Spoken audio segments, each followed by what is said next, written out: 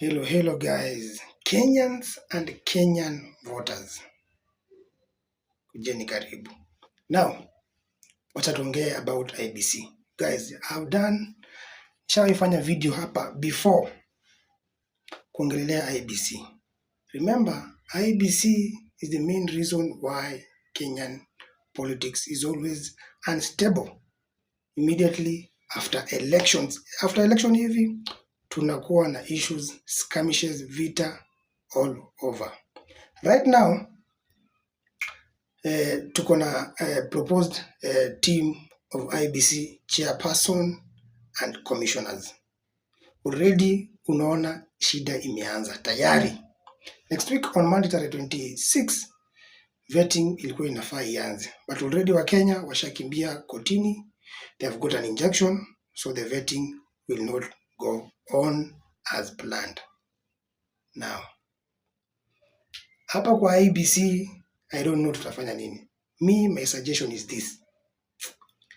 My proposal is this. Unless tukue tunafanya election of IEBC chairperson and commissioners, hatuta solve hii shida. Even 2027 kutakuwa na issues after election. Hii skiza from mimi, I've been a voter in this country from 2013, 2017 and the previous general election. Nimeona hii shida tuko nayo Kenya about IEBC because hakuna mtu anaamini IEBC.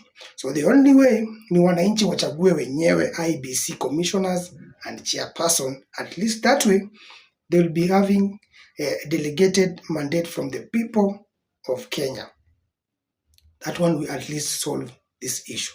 Lakini hii yenye imeproposiwa na Kasongo, chairperson wake, umeona kuna issues about the chairperson already mwenye amepropose and even the commissioners. So it means hii itakuwa ni team ya Kasongo mwenyewe and watafanya vile mwenyewe ataamua wafanye. So most definitely elections za 2007, yani za 2027, matokeo tayari, you can start guessing vile itaelekea.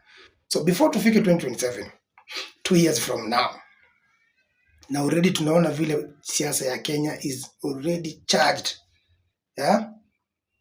Already nimeona Rigiji anapelekwa mbio hapa na pale kulingana na ile maoni alitoa juzi kwa ile interview.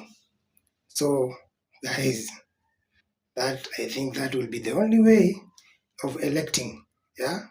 Uchaguzi kabisa inafanyika ya IEBC chairperson and commissioners. Wananchi wenyewe sisi tuchague chairperson wetu and the commissioners. That way tutasolve hii shida ya IEBC Kenya. Guys, IEBC is our business and Kenya is also our business. Toa maoni yako hapo kwa comment section. Wewe kama Mkenya, mpenda amani, mpenda maendeleo katika nchi yetu ya Kenya. See you on the next one.